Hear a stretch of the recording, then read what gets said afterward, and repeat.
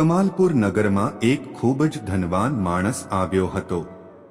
એક હોકરીએ તેને જોયો કે તેની પાસે પુષ્કળ સંપત્તિ છે। પછી શું, તેણે પણ અમીર બનવાનું નક્કી કર્યું અને રાત દિવસ પૈસા કમાવવાનું વિચારવા લાગ્યો। હજુ થોડા દિવસો બાકી હતા। તે શહેરની બહાર પ્રવાસ કરી રહ્યો હતો। ત્યાં સુધી તેણે એક સંગીતકારને ગીત ગાતા જોયો। દરેક વ્યક્તિ તેના પર પૈસાનો વરસાદ કરી રહ્યો હતો। પછી તેણે સંગીતકાર બનવાનું નક્કી કર્યું, પરંતુ માત્ર દિવસ અને રાત સંગીત બનાવી શકે છે। તે શેરીઓમાં ગીતો ગાતો ફરતો અને લોકોને તેનું સંગીત સંભળાવતો, પણ લોકો તેને સારું ખરાબ કહેતા કે તે સંગીતને લાયક નથી। તમે કઈ લાઈનમાં અટવાઈ ગયા?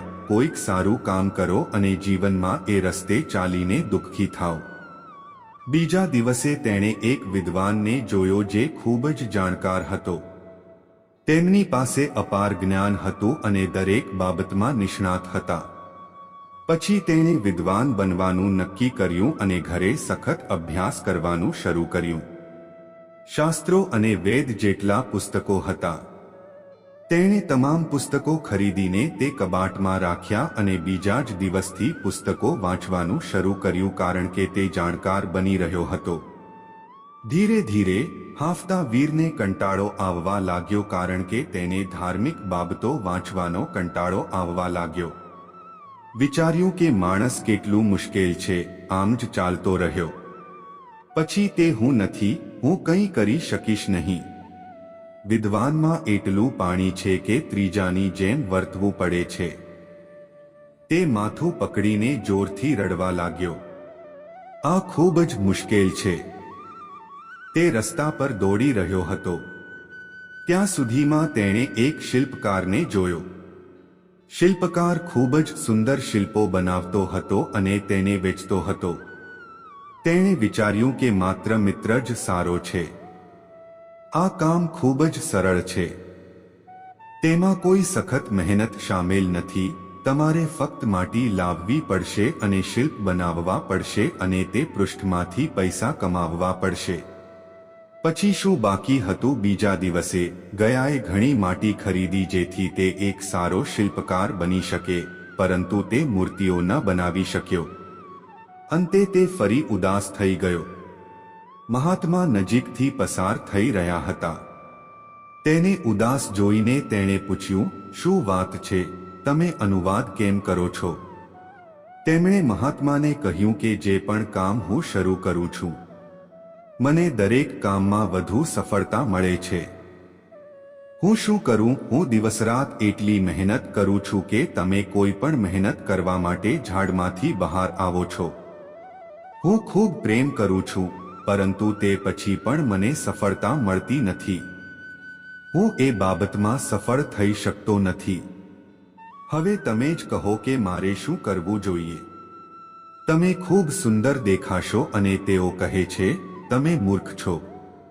અહીં આવો, હું તને એક વાત શીખવી દઉં। તેણે ધૂપ ન લીધી અને કહ્યું, આવો અહીં બેસો। તેણે કહ્યું, તારે મને શું શીખવવું છે? તેણે કહ્યું, તમે તડકામાં હાથ ફેલાવો અને તેણે પોતાનો હાથ ફેલાવ્યો। કહ્યું, શું કહેવા માંગો છો? મેં કહ્યું, સૂર્યના કિરણો તમારા હાથે અથડાય છે। તેણે કહ્યું, હા, હાથ પર લાગે છે, પણ શું ફાયદો? તેણે વાતચીતમાં કહ્યું, તમે થોડીવાર રાહ જુઓ। મહાત્મા કાચનો એક ટુકડો લાવે છે જે લેન્સ જેવો હતો અને તેને પોતાની હથેળી પર મૂકે છે। સૂર્યના પ્રબળ કિરણો તેના હાથ પર ચમકી રહ્યા હતા અને થોડીવાર પછી તેના હાથ બળવા લાગ્યા। તેણે તરત જ તેને હટાવીને કહ્યું, મહાત્મા, આ કેવો ચમત્કાર હતો! આ એવી કઈ વસ્તુ હતી જેનો તમે ઉપયોગ કર્યો જેનાથી મારા હાથ બળી ગયા? મહાત્માએ કહ્યું, વાસ્તવમાં આ એ જ સૂર્યકિરણો છે જે વેચાયા હતા, તેથી તમને કોઈ નુકસાન નહોતું થયું। પરંતુ જેમ જેમ તેમની અંદર શક્તિ એકઠી થઈ અને બધા જંતુઓ માત્ર એક જ જગ્યાએ ભેગા થયા હોય તેવું લાગતું હતું અને એક જ જગ્યાએ કેન્દ્રિત હોવાને કારણે તેમની ચમક તમારા હાથ સુધી પહોંચી શકી હતી। જીવન પણ આવું જ છે. તમે આટલા વર્ષોથી અલગ અલગ જગ્યાએ અલગ અલગ પ્રકારના કામ કરવાનો પ્રયાસ કરી રહ્યા છો, પરંતુ અત્યાર સુધી તમે નક્કી નથી કર્યું કે તમારે જીવનમાં ખરેખર શું કરવું છે. જો તમે એકસાથે ઘણી બધી વસ્તુઓ કરવાનો પ્રયાસ કરો છો, પછી તમારું ધ્યાન કેન્દ્રિત થતું નથી. તમે માત્ર એક કાર્ય પર તમે ઈચ્છો તેટલો પ્રયાસ કરી શકો છો. તમે જીવનમાં ક્યારેય સફળ નહીં થઈ શકો. તેથી સફળ થવા માટે તમારે એક ગુરુને પણ ચૂસવો પડશે અને લક્ષ્ય પસંદ કર્યા પછી તેના પર ધ્યાન કેન્દ્રિત કરવું પડશે અને તમારું 100% આપવું પડશે. જ્યારે તમે એ કામને 100% આપો છો, પછી તમે ચોક્કસપણે સફળ થશો. જીવનમાં સફળતા આના પર નિર્ભર છે. તેથી જ તમારે એક ગોળી પસંદ કરવી જોઈએ જે તમારી પસંદગીની હોય. આ દુનિયામાં ઘણા વિવિધ પ્રકારના વિકલ્પો છે જેની વિપુલતા તમારું કામ કરી શકતી નથી.